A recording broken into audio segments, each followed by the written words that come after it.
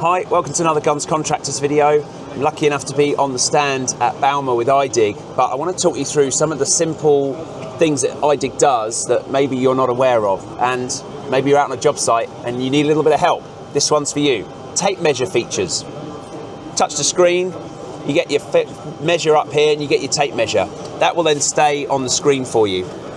Now currently it's 0 to where my bucket is. As you can see, I'm not on anything in particular. So let's measure something.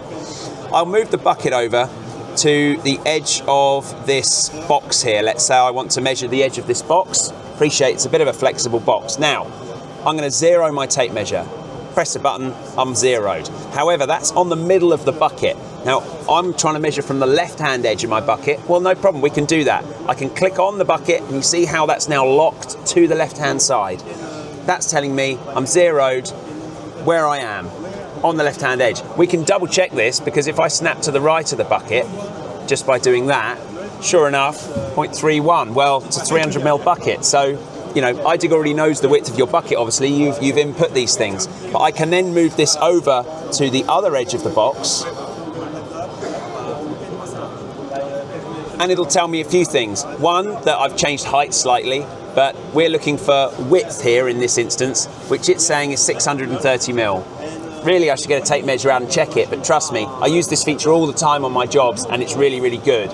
Another thing you can do is measure the height of things. So, what I can do, again, I'll snap it to the middle of my bucket for this one. We can measure the height of this box. So, I'll just put it on the edge there, and I'll 0 myself. Now, what I can do is just quickly put this down on the floor. Don't want to damage the carpet.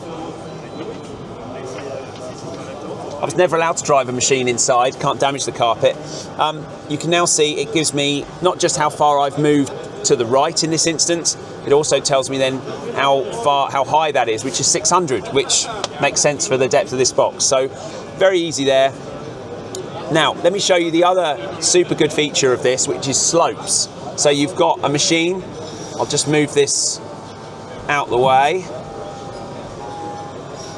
Let's say I've got a slope and I want to match a slope. So I'm going to hold the bucket on the top or the bottom of my slope, and I don't know what the angle is, but that's what I want to match. So how do I know how to input the right grade into iDig if I don't know what my slope is? So I can measure it with the machine, reach the top or the bottom of the slope, depends where you're sat, 0 myself, nice and easy. I can then move my bucket to a position that may be the top or the other end of the slope, really, the top or the bottom. I can curl my bucket. Of course, iDig knows where you are in 3D everywhere.